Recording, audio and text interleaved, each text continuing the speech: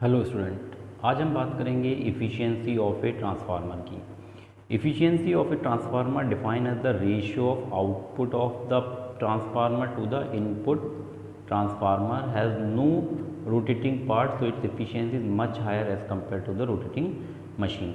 मतलब हम लोग कहना ये है कि इफ़िशियंसी को अगर आपको डिफाइन करना है तो आउटपुट पावर आपने ले लिया इन वॉट और उस रेशियो का इनपुट पावर इन वॉट, इन दोनों का जो रेशियो होगा वो that's called the efficiency of the transformer कहलाता है। ये किसी ट्रांसफार्मर की इफ़िशियंसी की बात नहीं कर रहे हैं, किसी भी मशीन की अगर आप इफ़िशियंसी निकालते हैं तो उस केस में output power divided by input power अगर आप करेंगे तो वो एक इफ़िशियंसी को के फार्मूले को ड्राइव करता है।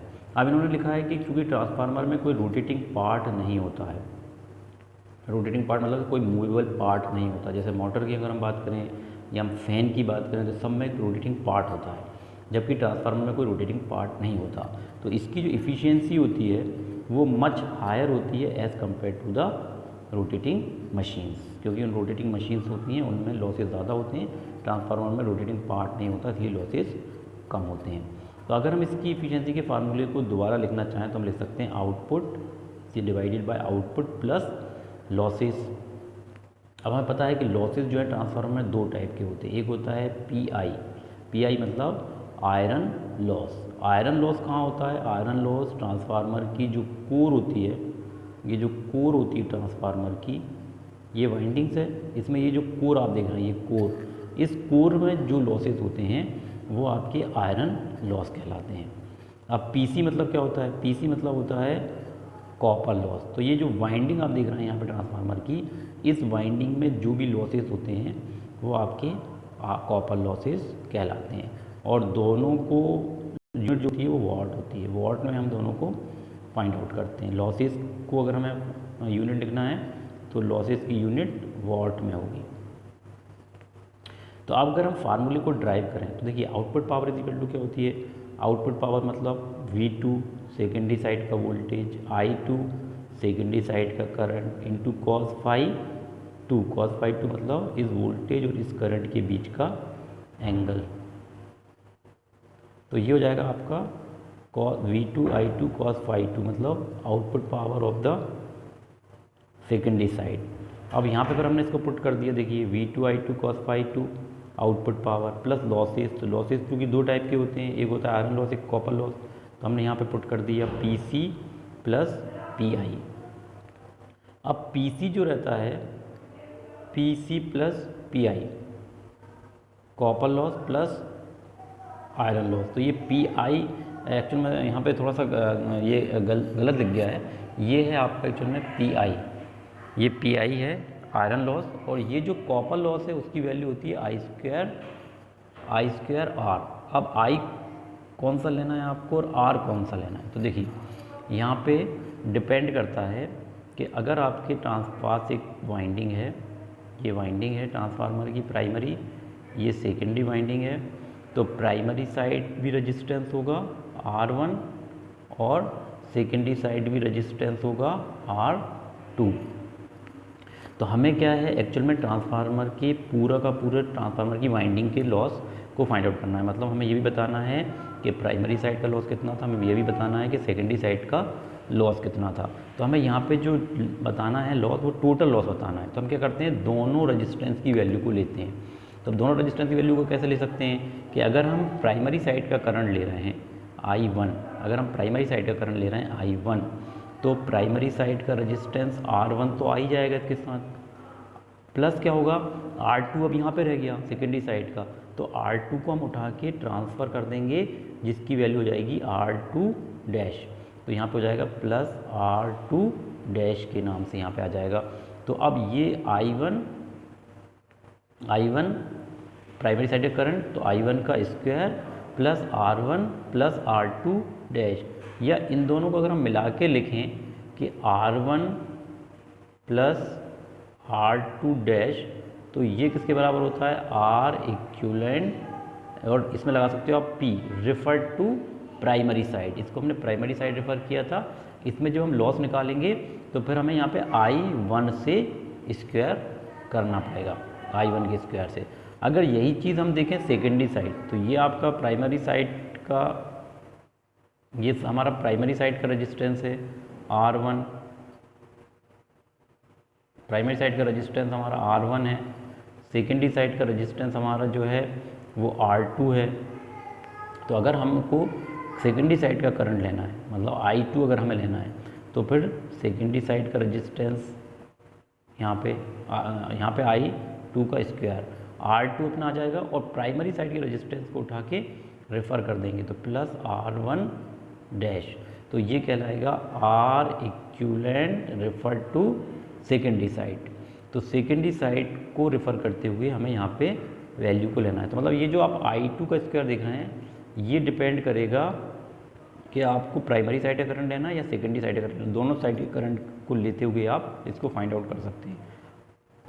R इक्विवेलेंट की वैल्यू डिपेंड करेगी कि प्राइमरी साइड का करंट है या सेकेंडरी साइड का करंट है। अगर प्राइमरी साइड का करंट I1 है तो प्राइमरी साइड का रेजिस्टेंस R इक्विवेलेंट लेना पड़ेगा रेफर टू प्राइमरी, और अगर सेकेंडरी साइड का करंट है I2 तो फिर आपको लेना पड़ेगा R equivalent refer to secondary side. तो ये जो है, ये दोनों फार्मूले हैं कॉपर लॉस को फाइंड आउट करने के लिए। अब जो देखिए ट्रांसफार्मर की इफ़िशियंसी का एक और फार्मूला है कि KVA हम जानते हैं, KVA मतलब किलो वोल्ट एम्पियर। तो यहाँ से अगर हम किलो K को हम डिनोट करते हैं 10⁻³ से, है ना। तो अगर हम इस 10⁻³ से मल्टीप्लाई कर दें तो फिर यहाँ पे हो जाएगा आपका V2I2। ये V2I2 किसके बराबर होता है? V2I2 होता है वोल्ट इंटू एम्पियर, VA के बराबर यहाँ पे होता है। V2I2 इज इक्वल टू होता है V इंटू A। तो KVA रेटिंग हम लिख दो, मतलब ये वोल्टेज और I2 की वैल्यू अगर नहीं दी हुई है सपोज आपके पास, तो इसकी जगह आपको दिया होगा जैसे 5 KVA का ट्रांसफार्मर, 10 KVA ट्रांसफार्मर, तो ये ट्रांसफार्मर की रेटिंग दी हुई है। तो इस 10 को डायरेक्ट उठा के आप इस V2I2 की जगह रख सकते हैं, या इस 5 को डायरेक्ट उठा के आप V2I2 की जगह रख सकते हैं, लेकिन इसमें 10⁻³ से मल्टीप्लाई करना पड़ेगा क्योंकि ये जो रेटिंग्स होंगी ये KVA में होंगी। तो यहाँ पे V2I2 into 10⁻³ into cos phi 2।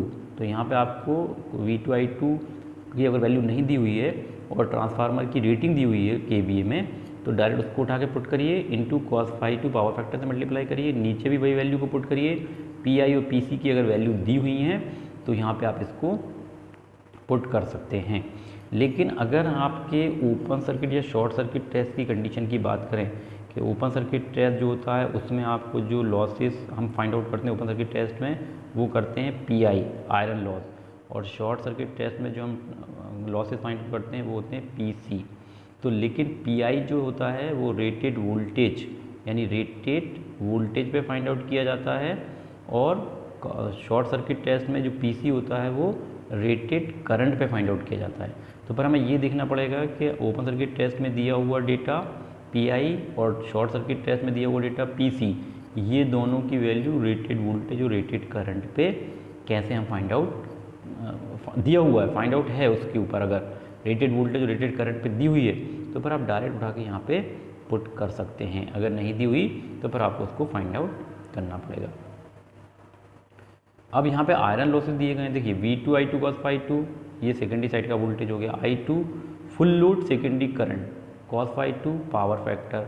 अब PI जो होता है वो आयरन लॉसेस को दो पार्ट में डिवाइड किया गया है, एक हिस्टैरिसीस लॉसेस होता है, एक एडी करंट लॉसेस होता है। ये सब जो लॉसेस होते हैं ये कांस्टेंट लॉसेस कहलाते हैं, इनके ऊपर लोड का कोई इफेक्ट नहीं होता है। मतलब आप लोड सेकेंडरी साइड कनेक्ट करें, लोड को सेकेंडरी साइड कनेक्ट ना करें, इन सब का इस आयरन लॉस के ऊपर कोई इफेक्ट नहीं होता, ये तो कांस्टेंट रहेंगे, लोड से इनका कोई इफेक्ट नहीं होगा। लेकिन अगर हम बात करें कॉपर लॉस की, तो कॉपर लॉस जो होता है वो वेरिएबल लॉस होता है। वेरिएबल होता है मतलब जैसे ही आप लोड को कम या ज़्यादा करेंगे तो फिर ये लॉसेज भी चेंज हो जाएंगे, क्योंकि ये डिपेंड करते हैं करंट की वैल्यू पे, और करंट की वैल्यू डिपेंड करती है लोड पे। जैसे जैसे लोड चेंज होता जाता है करंट की वैल्यू भी चेंज होती चली जाती है। अब आता है कि अगर सपोज़ हम बात करें लोड की, तो अगर सपोज़ आपका लोड फुल लोड, ये हमने जो ऊपर फार्मूला देखा ये फुल लोड के लिए है।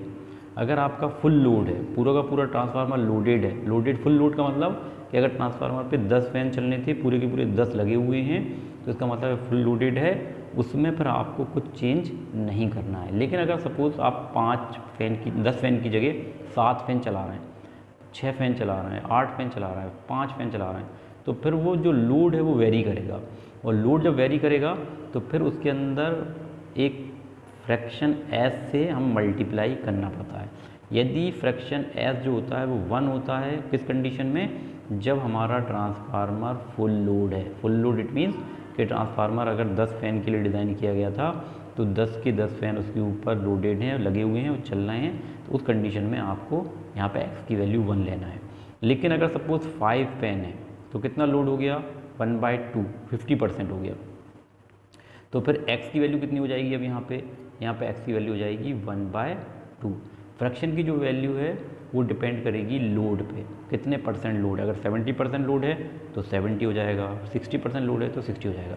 अब उन्होंने कहा कि देखिए लोड को हमने कितना किया हुआ है, यहाँ पे x की जो वैल्यू है वो 0.75 है, मतलब 75% लोडेड किया गया है ट्रांसफार्मर। तो उस कंडीशन में एफिशिएंसी के फार्मूले में क्या चेंज आता है वो देख लेते हैं। देखिए जो x की वैल्यू होती है वो होती है actual current divided by full load current. Actual current कितना उस ट्रांसफार्मर में होना चाहिए था और फुल लोड करंट उसके अंदर आपने कितना दिया, तो I2 is equal to x I2 into full load current. अगर यहाँ पे x की वैल्यू 1 है तो actual current I2 is equal to किसके बराबर हो जाएगी, फुल लोड करंट के बराबर आप लिख सकते हैं। तो अब हम जानते हैं कि कॉपर लॉसेज जो होते हैं वो होते हैं I2 का स्क्वायर R2। तो I स्क्वायर जहाँ पे भी I का स्क्वायर होगा वहाँ पे X2 का भी स्क्वायर होगा। जहाँ पे सिर्फ I होगा, सिंगल करंट होगा, स्क्वायर नहीं होगा, वहाँ पे सिर्फ X से मल्टीप्लाई होगा। अब देखें हम फार्मूले में, तो अगर हम फार्मूले की बात करें तो यहाँ पे हमने देखिए एक सिंगल x से मल्टीप्लाई किया हुआ है। क्यों? क्योंकि यहाँ पे सिर्फ I2 की वैल्यू है। यहाँ पे नीचे वाले में देखिए सिर्फ हमने x से मल्टीप्लाई किया हुआ है, क्योंकि यहाँ पे भी सिर्फ I2 की वैल्यू है। P ये एक्चुअल में PI आयरन लॉसेस है, तो PI मतलब हमने आयरन लॉसेस को x से मल्टीप्लाई नहीं किया है। क्यों नहीं करा? क्योंकि हमने पहले बताया था कि ये जो आयरन लॉस होते हैं PI, ये करंट की वैल्यू पे डिपेंड नहीं करते, बल्कि ये वोल्टेज की वैल्यू पे डिपेंड करते हैं। इस आयरन लॉसेस को कोई इफेक्ट नहीं होता कि लोड कनेक्ट है सेकेंडरी साइड या नहीं है, इनको करंट से कोई लेना देना नहीं है, इनको वोल्टेज से लेना देना है। तो इसलिए इसकी वैल्यू कांस्टेंट रहती है, ये चेंज नहीं होती है लोड को चेंज करने से। तो हमने यहाँ पे देखिए PI में x से मल्टीप्लाई नहीं किया हुआ है, लेकिन यहाँ पे हमने x स्क्वायर से मल्टीप्लाई किया हुआ है। यहाँ पे देखिए x स्क्वायर से मल्टीप्लाई किया हुआ है। काय में हमने मल्टीप्लाई किया x स्क्वायर से, यहाँ पे हमने I2 R2 को हमने x स्क्वायर से मल्टीप्लाई किया है। क्यों करा है? क्योंकि यहाँ पे जो वैल्यू है वो I स्क्वायर की वैल्यू है, इसलिए हमने यहाँ पे x स्क्वायर से मल्टीप्लाई किया हुआ है। अब अगर x फुल लोड की कंडीशन हम देखते हैं, ट्रांसफार्मर हमारा 10 फ़ैन के लिए डिज़ाइन था, पूरे के पूरे 10 फ़ैन के लिए काम करता है, तो x की वैल्यू कितनी हो जाएगी 1। तो यहाँ पे आप 1 रख दो, यहाँ पे आप 1 रख दो, यहाँ पे आप 1 रख दो, तो जो हमारा ऊपर हमने फुल लोड के लिए ड्राइव किया था फार्मूला एफिशिएंसी का वही हो जाएगा। लेकिन अगर उसने बोला कि नहीं मुझे तो हाफ लोड पे एफिशिएंसी की वैल्यू बताइए, तो फिर क्या करना पड़ेगा? फिर हमें x की वैल्यू 1/2 रखना पड़ेगी। तो यहाँ पे 1/2 हो जाएगा, यहाँ पे 1/2 हो जाएगा और यहाँ पे 1/4 हो जाएगा। तो इस वैल्यू से जब आप मल्टीप्लाई करेंगे तब आपकी एफिशिएंसी को आप फाइंड आउट कर सकते हैं।